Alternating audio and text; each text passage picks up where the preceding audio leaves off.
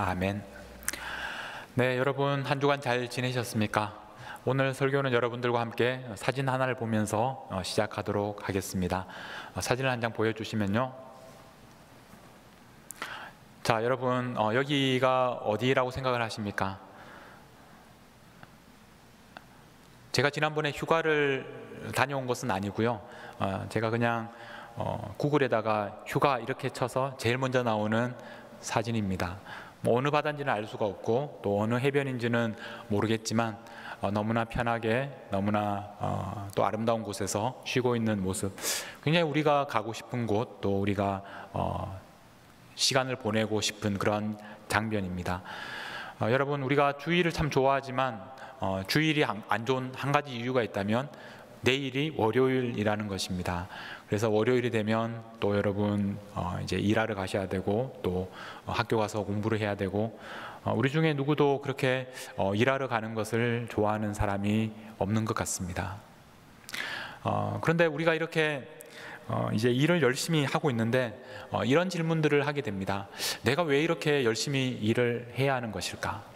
지금 내가 이 회사에서 이렇게 일을 하는 이유가 뭘까?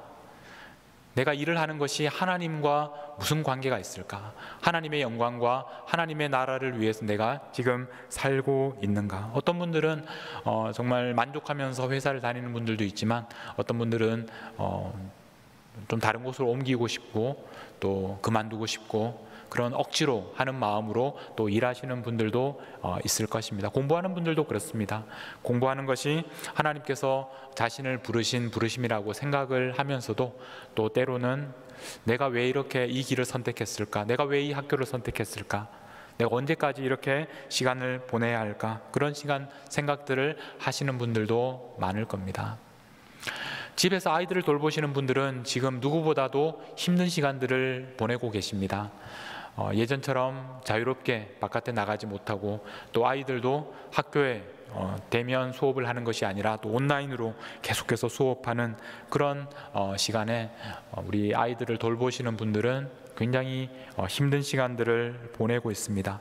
아이들과 씨름하면서 어떤 때에는 굉장히 컨디션이 좋을 때에는 정말 이것이 나에게 하나님께서 맡기신 너무나 귀한 사명이다 라고 생각하며 기뻐하기도 하지만 또 때로는 정말 내가 이 일을 하려고 지금까지 공부하고 또 학위도 받고 내가 이렇게 많은 자격들을 갖추었는데 내가 왜 지금 이 모양으로 아이들 뒤만 따라다니는 이런 일을 하고 있어야 하는가 하는 또 불만과 자괴감이 들 때도 있습니다. 여러분, 오늘은 우리가 교회에서 이제 일할 재직을 선출하는 날입니다. 어떤 분들은 기쁜 마음으로 이제 교회 일을 하겠다고 또 공천을 받아들이시는 분들도 있겠고 또 어떤 분들은 여러 가지 일 때문에 너무나 바쁘고 분주하기 때문에 교회에서 일을 한다는 것이 너무나 부담이 되지만 또 할 수 없어서 또 어쩔 수 없이 그 공천을 받아들이시는 분들도 있을 것입니다. 오늘 우리는 이 하나님의 말씀에서 다니엘에 대해서 우리가 함께 묵상하려고 합니다.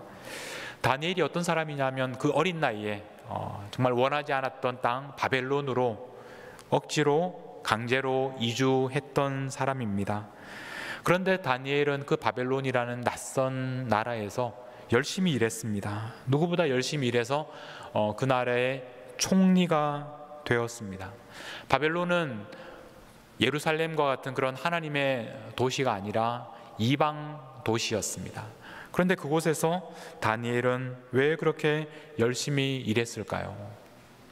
우리는 오늘 말씀을 통해서 다니엘이 바벨론에서 도대체 어떤 마음으로 왜 그렇게 열심히 일을 했는지 한번 함께 살펴보려고 합니다. 다니엘은 바벨론에서 그저 생존하기 위해서 하루하루를 살았던 것이 아니라 정말 그곳에서 열심히 일했고 또 총리가 되기까지 했습니다. 그런데 다니엘은 이 바벨론을 위해서 일하면서도 동시에 하나님을 섬길 수 있었습니다. 어떻게 하면 바벨론을 섬기면서 동시에 하나님을 섬길 수 있었는지 하나님의 말씀을 함께 살펴보겠습니다. 그 당시 바벨론의 왕은 느부갓네살이라는 왕이었습니다. 이 왕이 하루는 꿈을 꾸었는데 그 꿈이 너무 이상하고 기억에 남아서 신하들에게 내 꿈을 해석할 사람을 데리고 오라고 명령을 내렸습니다. 그런데 문제는 자신이 어떤 꿈을 꾸었는지를 말해주지 않고 내가 어떤 꿈을 꾸었고 그 꿈의 내용이 무엇인지를 설명하라고 그렇게 명령을 내렸습니다. 여러분, 누가 그렇게 할 수 있겠습니까? 그래서 화가 난 왕은 바벨론의 모든 지혜로운 사람들을 다 죽이라고 명령을 합니다. 그래서 이 명령 때문에 죽게 된 사람 중에 한 사람이 바로 다니엘이었습니다. 이 상황에서 어떻게 해야 될까? 다니엘은 이렇게 행동을 합니다. 다니엘서 2장 17절에 보면 다니엘이 자기 집으로 돌아가서 그 친구 하나냐와 미사엘과 아사랴에게 그 일을 알리고 18절에 보면 하늘에 계신 하나님이 이 은밀한 일에 대하여 불쌍히 여기사 다니엘과 친구들이 바벨론의 다른 지혜자들과 함께 죽임을 당하지 않게 하시기를 그들로 하여금 구하게 하니라. 다시 말하면 이 친구들에게 기도를 부탁했다는 것입니다. 우리가 이 장면을 보면서 이 어려운 상황에서 하나님께 기도하는 것, 친구들에게 기도를 부탁하는 것은 특별하게 생각하지 않을 수도 있습니다. 그러나 지금 이 장면은 바벨론에서 일어나고 있다는 것을 기억할 필요가 있습니다. 바벨론은 사람들은 그 당시 이스라엘 사람들은 하나님은 성전에 계신다고 생각했고 성전은 예루살렘에 있었습니다. 그런데 그들은 이 예루살렘으로부터 멀리 떨어진 이 이방 도시 바벨론에 살고 있습니다. 그런데 이 이방 도시 바벨론 한가운데서 지금 다니엘과 그 친구들은 기도하고 있습니다. 이것이 얼마나 큰 믿음인지 모릅니다. 여러분들은 어디에서 지금 살아가고 있습니까? 여러분들은 지금 어디에 옮겨졌습니까? 하나님은 예루살렘 안의 성전에만 갇혀 계시는 분이 아닙니다. 하나님은 온 세상을 다스리는 왕이십니다. 하나님은 여러분들이 지금 살아가고 있는 그 삶의 현장 속에서 지금도 여러분들과 함께 하시는 분이십니다. 그러므로 여러분이 해결할 수 없는 일을 만났을 때 여러분이 지금 보냄받은 바로 그곳에서 하나님께 기도하십시오. 하나님께서는 여러분들의 기도를 들으시고 또 그 기도에 응답하실 것입니다. 특별히 오늘 다니엘과 그 친구들처럼 이렇게 합심해서 기도하는 것이 얼마나 중요한 일인지 모릅니다. 여러분들에게 어려운 일이 있으면 혼자서 고민하지 마십시오. 혼자서 하나님 앞에 나아가 기도하는 것으로 여러분의 문제를 해결하려고 하지 마십시오. 여러분 옆에 있는 믿음의 친구들을 찾으십시오. 여러분들이 생각하기에 날마다 여러분들을 위해서 기도해 줄 수 있는 그 사람을 찾아가십시오. 그리고 그 사람에게 여러분의 기도를 부탁하십시오. 한 사람도 좋고 두 사람도 좋고 세 사람도 좋습니다. 여러분의 속한 목장에 여러분의 기도 제목을 부탁하십시오. 함께 기도하십시오. 우리 교회 안에도 이렇게 중보기도를 하는 여러 사역자들이 있습니다. 그분들에게 기도를 부탁하십시오. 그리고 저에게도 기도를 부탁하십시오. 그러면 우리가 함께 기도하게 될 것입니다. 그러면 하나님께서 우리의 기도를 들으시고 역사해 주실 것입니다. 그렇게 기도할 때 어떤 일이 일어났습니까? 오늘 말씀 19절에 보면 이 은밀한 것이 밤의 환상으로 다니엘에게 나타나 보임에, 이에라고 말해요. 이에, 바로 그때에 합심해서 기도하는 바로 그때에 하나님께서 밤의 환상으로 다니엘에게 보여주셨던 것입니다. 여러분, 기도에는 이런 능력이 있습니다. 여러분의 고민과 문제를 하나님께 구하십시오. 그리고 혼자서 구하지 마시고 여러분의 친구들에게, 믿음의 친구들에게 부탁하십시오. 이제 그 꿈의 내용을 알게 된 다니엘이 왕에게 가서 그 내용을 왕에게 말해주고 그 꿈의 의미를 해석해 줍니다.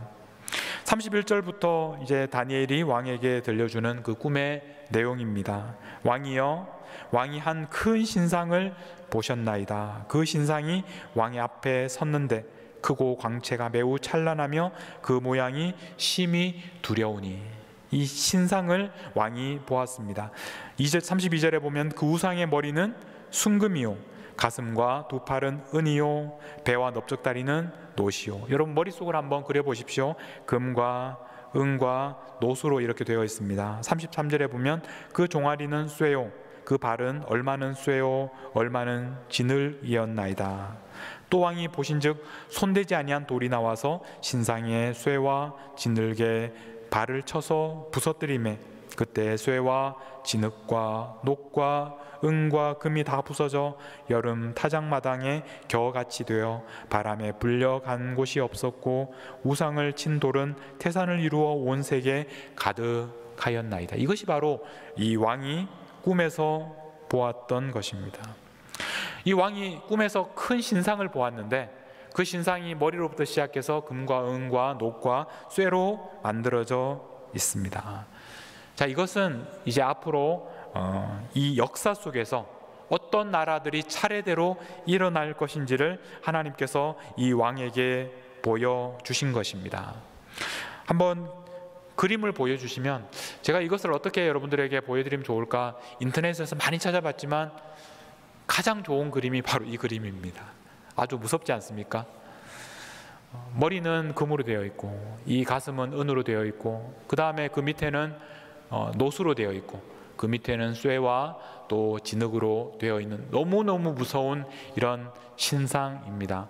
근데 그 밑에 보면 그 각각의 금과 은과 녹과 이 쇠가 무엇을 가리키는지에 대해서 지금 이렇게 되어 있습니다. 바벨로니아, 그 다음에 페르시아, 그 다음에 그리스, 그 다음에 로마 이렇게 되어 있습니다.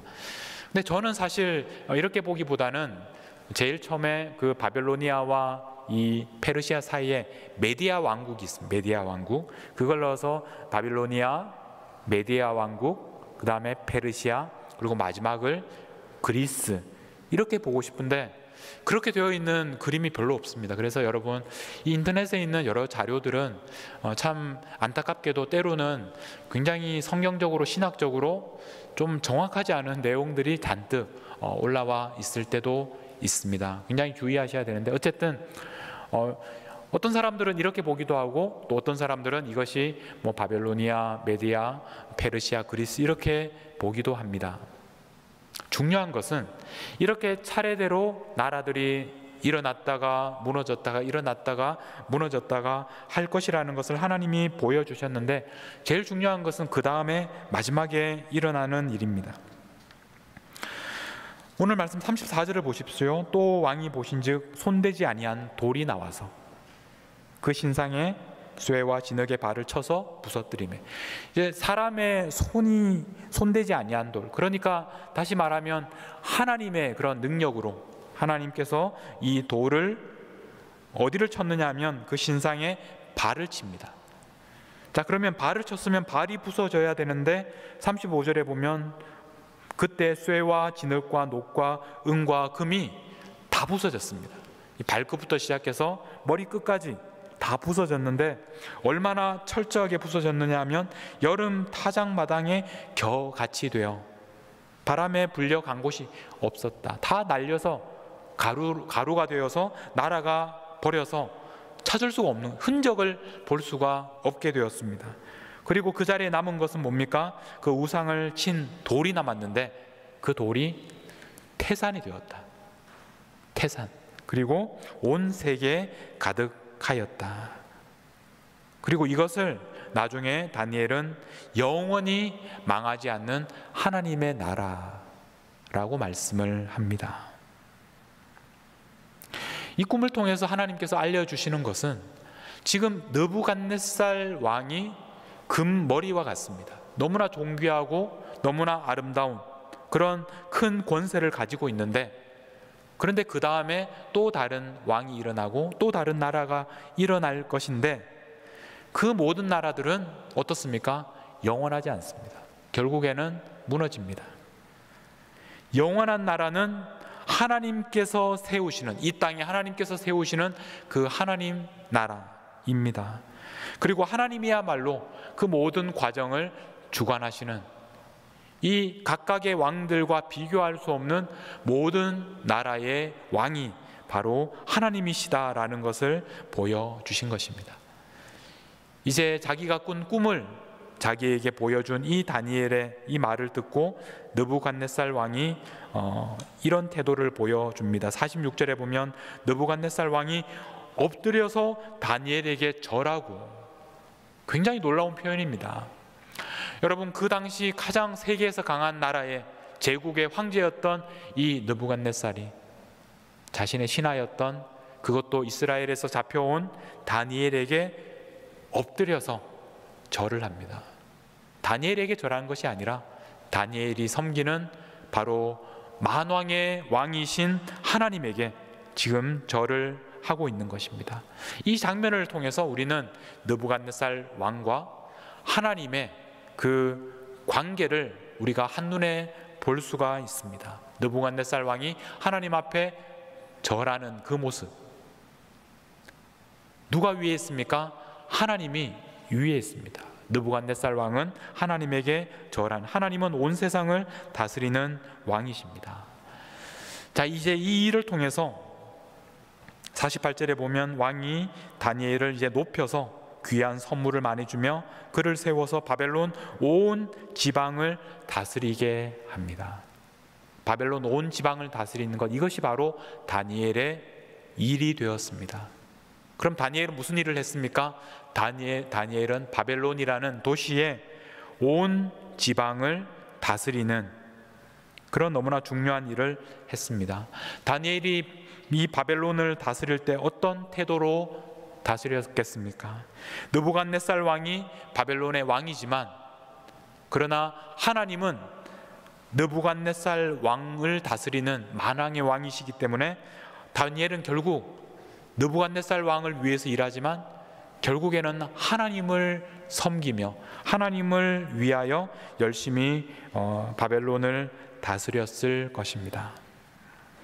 마지막으로 다니엘이 이제 이 일을 어떤 사람들과 함께 하는지 49절에 보면 왕이 또 다니엘의 요구대로 사드락과 메삭과 아벳느고를 세워 바벨론 지방의 일을 다스리게 하였고, 혼자서 그 모든 땅을 다스릴 수가 없습니다. 그래서 이 일을 함께하는 사람이 필요했습니다. 어떤 사람들이 이 일을 함께 할 수 있겠습니까? 다니엘은 바로 이 일을 사드락과 메삭과 아벳느고, 어떤 사람들입니까? 앞에서 다니엘과 함께 기도했던 사람들, 다니엘과 함께 하나님께서 이 세상의 왕이시다라는 것을 인정하는 사람들, 그 사람들과 함께 다니엘은 바벨론을 다스리기 시작했습니다. 자, 여러분, 다니엘은 예루살렘에 살다가 어린 시절에 바벨론으로 옮겨졌습니다. 그런데 그 바벨론에서 다니엘은 정말 열심히 일했습니다. 다니엘이 누구를 위해서 일했습니까? 바벨론을 위해서, 느부갓네살 왕을 위해서 일했지만 결국에는 다니엘은 하나님을 위해서 일한 것입니다. 여러분들은 어디로 보내심을 받았습니까? 여러분들이 일하시는 곳은 어디입니까?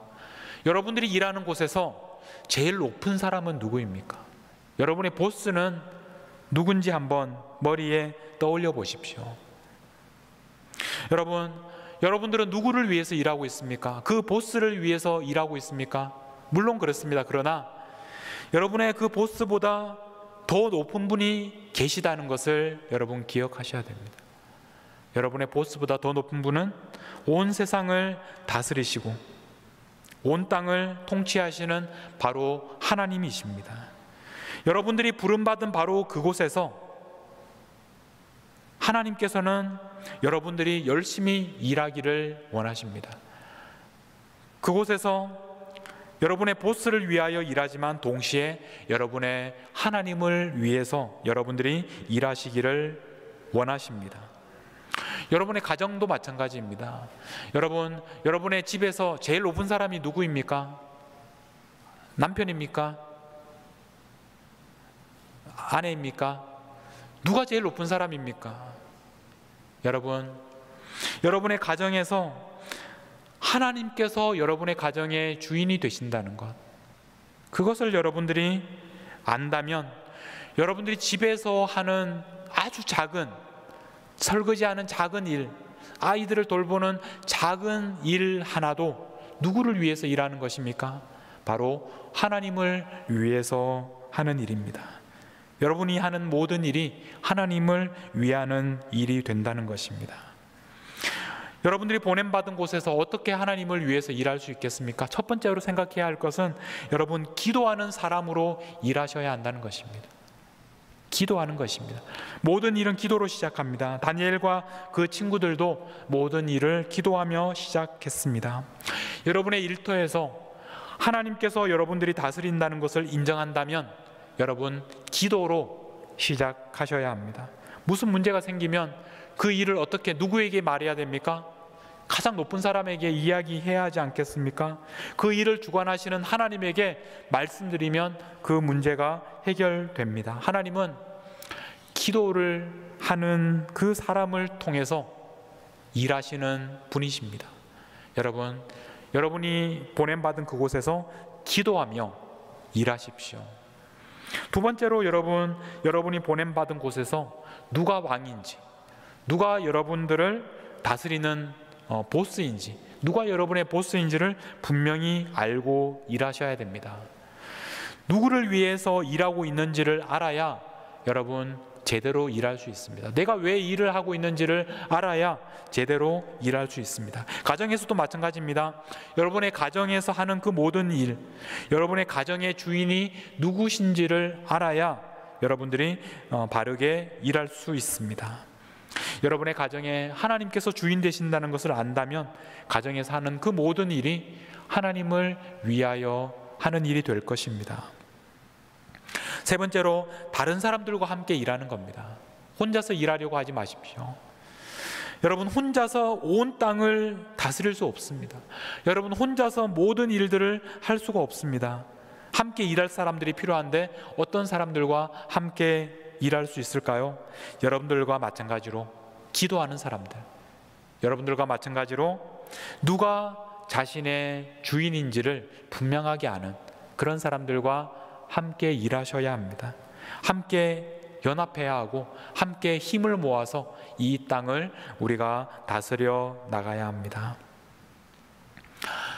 오늘은 우리가 교회에 일할 일꾼들, 재직들을 선출하는 날입니다. 그러면 어떤 사람들이 재직이 되어야 할까? 우리가 어떤 사람들을 재직으로 선출해야 될까? 그리고 여러분들이 공천되신 분들이라면 어떤 마음으로 재직으로 일해야 할까? 앞에서 말했던 세 가지 원칙이 똑같이 적용됩니다. 무엇보다 여러분, 기도하는 재직이 되셔야 합니다. 모든 일은 기도로 시작합니다. 하나님의 다스리심을 인정하는 사람, 여러분의 그런 모든 사역이 하나님의 다스리심을 우리가 위하여 일한다는 것을 인정하는 그런 사람이 바로 기도하는 사람입니다. 모든 일을 기도로 시작한다는 것은 이 일이 나의 힘이 아니라 하나님의 능력으로 하는 일이라는 것을 고백하는 것입니다. 열심히 일했는데 주인이 원하지 않는 일을 하는 것은 아무 소용이 없습니다. 주인에게 여쭤보지 않고 열심히 일하는 것은 오히려 주인에게 해를 끼칠 수 있습니다. 교회의 모든 일은 기도로 시작하는 것입니다. 두 번째로, 여러분들이 일하실 때 누가 왕이신지를 아셔야 합니다. 누구를 위해서 일하고 있는지를 분명히 알아야 합니다. 우리가 이렇게 교회 일을 열심히 하다 보면 때로는 우리가 회사에서, 또 우리가 세상 속에서 하는 그런 직장과 또 가정에서 하는 일들과 시간적으로 굉장히 충돌할 때도 있습니다. 사방에서 여러분들을 필요로 하고 여러분들의 시간을 이렇게 요구할 때가 있습니다. 그래서 내가 직장 일을 먼저 해야 될지, 가정 일을 먼저 해야 될지, 또 교회 일을 먼저 해야 될지, 이런 우선순위를 어떻게 정해야 될지 우리가 고민하게 됩니다. 그런데 여러분, 우리가 교회 일을 할 때 내가 하나님을 위하여 이 일을 하고 있다라는 것을 알게 된다면 우리가 이런 문제를 해결할 수 있습니다. 여러분의 그런 직장에서 여러분의 보스가 누구입니까? 여러분의 보스가 하나님이시다라는 것을 알게 된다면, 여러분의 가정에서 여러분의 가정의 가장 높은 분이 하나님이시다라는 것을 알게 된다면, 그렇다면 여러분이 교회에서도 가장 높은 분이 하나님이시라는 것을 우리가 인정한다면, 같은 하나님께서 여러분들이 어디에서 얼마나 어떻게 일해야 되는지를 시간을 배분해 주시고 여러분들에게 우선순위를 가르쳐 주실 것입니다.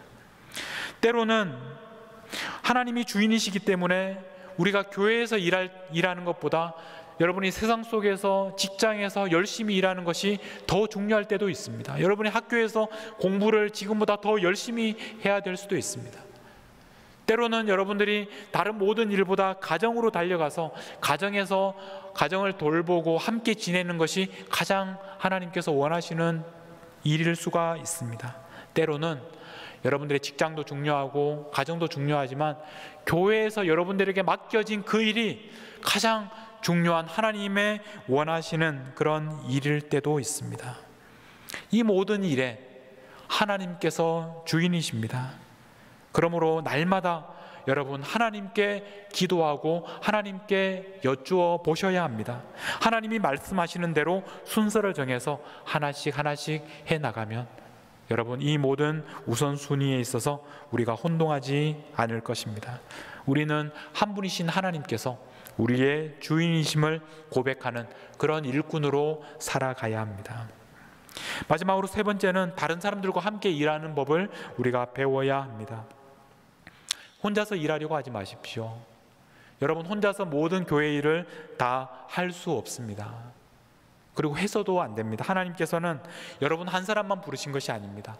여러분 주위에 있는, 여러분 목장에 있는, 여러분 같은 위원회 안에 있는 모든 사람들을 하나님께서 한 사람 한 사람 불러주셔서 각각 다른 은사를 주셔서 함께 섬기도록 하셨습니다. 그러므로 다른 사람들에게 하나님께서 맡기신 그 일을 여러분들이 뺏지를 말아야 합니다. 그 사람에게 맡기신 것은 그 사람이 할 수 있도록 여러분들이 격려하는 것입니다. 그리고 여러분들이 하나님께서 여러분에게 맡기신 일을 최선을 다해서 열심히 하는 것입니다. 다른 사람들과 함께 일하는 그런 사람이 되어야 합니다.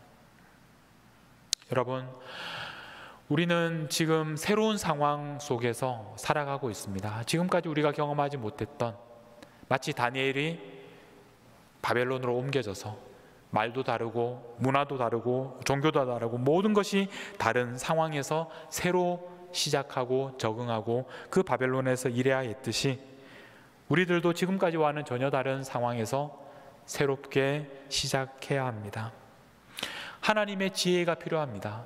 하나님께서 다니엘에게 지혜를 주셔서 그 상황에서 어떻게 일해야 할지를 알았던 것처럼 우리에게도 그런 지혜가 필요합니다. 하나님께서 우리에게 그런 지혜를 주시면 우리가 하나씩 하나씩 이 세상을 어떻게 섬겨야 할지, 그리고 우리가 교회를 어떻게 섬겨야 할지, 또 이 상황 속에서 가정을 어떻게 섬겨야 할지 우리가 알게 될 것입니다. 중요한 것은 우리를 부르신 분, 우리를 세상 속에서 일하게 하시고 우리의 가정에서 일하게 하시고 우리를 부르셔서 교회에서 일하게 하시는 그분이 바로 온 세상의 주인이신, 온 세상의 왕이신 하나님이시라는 것입니다. 우리는 그분을 위해서 일하는 것입니다. 세상에서나 가정에서나 또 교회에서 오직 하나님을 위해서 일하고 있다는 그 마음으로, 그런 고백으로 여러분이 보냄받은 그곳에서 최선을 다해서 일하시는 우리 모든 성도님들이 되시기를 주님의 이름으로 축복합니다. 오늘 여러분들과 함께 부르고 싶은 찬송은 전능하신 나의 주 하나님이라는 찬송입니다.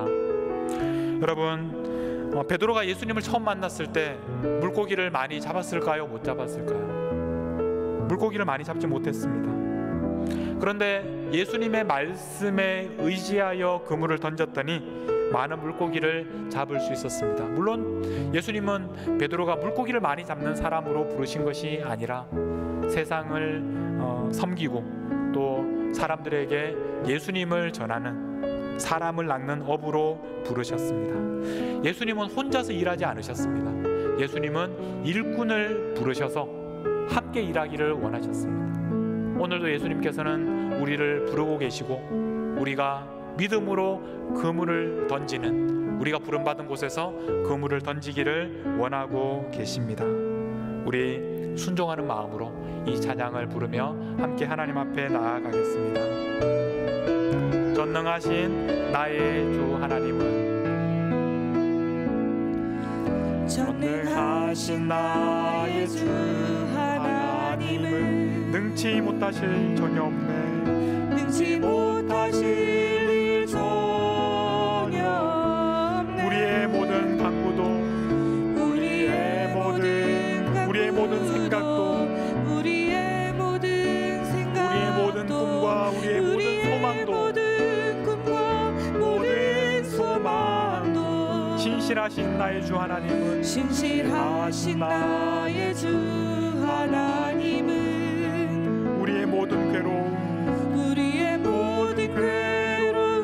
바꿀 수 있네. 불가능한 일을 행하시는 분이십니다. 불가능한 일 행하시고 죽은 자를 살리시는 분이십니다. 죽은 자를 일으키시니 그를 이길 자 아무도 없네. 주의 말씀을 의지하여 그물을 던지겠습니다. 주의 말씀을 의지하여 깊은 곳에 오늘 그가 놀라운 일을 이루시는 것을 보십시오. 놀라운 일을 이루시는 것, 주의 말씀을 의지하여 믿음으로 그물을 던지십시오. 믿는 자에게 능치 못함이 없습니다. 이에게 능치 못함. 다시 한번 주의 말씀 의지하여 깊은 곳에 그물 던져. 오늘 그가 놀라운 일을 이루시는 것 보라. 주의 말씀 의지하여 믿음으로 그물 던져. 믿는 자에게 능치 못함 없네. 우리 함께 기도하시겠습니다. 여러분, 하나님께서 여러분들을 어디로 부르셨습니까? 여러분들이 보냄받은 곳이 어디입니까? 바로 그곳에서 하나님께서 여러분의 왕이심을 기억하십시오. 그리고 그곳에서 하나님을 위하여 열심히 일하십시오. 무엇보다 기도하십시오. 누가 여러분의 왕이신지를 기억하십시오. 그리고 믿음의 사람들과 함께 일하시는 그런 믿음의 일꾼이 되게 해달라고 우리 함께 합심해서 기도하시겠습니다. 하나님 아버지, 저희들을 지금도 불러주셔서 감사합니다.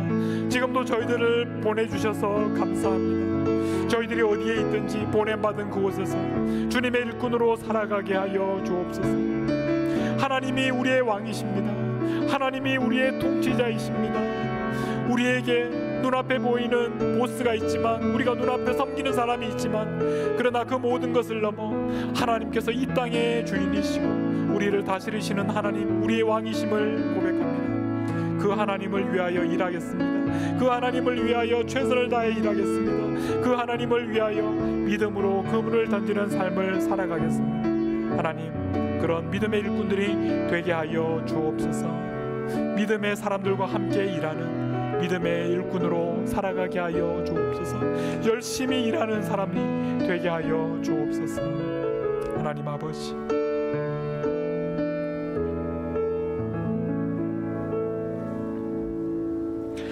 하나님 아버지, 저희를 보내신 곳이 바로 저희들의 일터임을 알게 해주셔서 감사합니다. 때로는 저희들이 원하지 않는 곳으로 저희들을 보내실 때도 있지만, 그러나 바로 그곳에 하나님께서 우리와 함께 계시고 하나님께서 그곳에서도 왕이 되심을 고백합니다.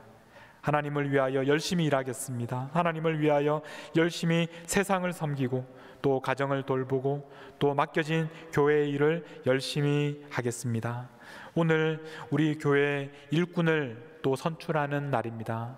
하나님께서 공천위원을 통해서 또 우리에게 일꾼들을 이렇게 세워주실 텐데, 우리가 함께 기도하며 하나님께서 예비하신 일꾼들을 세울 수 있도록 하나님께서 인도하여 주시고, 또 세워진 일꾼들에게 성령으로 충만하게 하셔서 바로 하나님께서 우리의 왕이심을 고백하며 최선을 다해서 맡겨진 사역들을 감당하시는 우리 모든 하나님의 일꾼들이 되게 하여 주옵소서.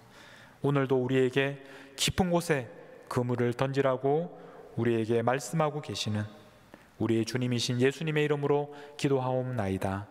아멘.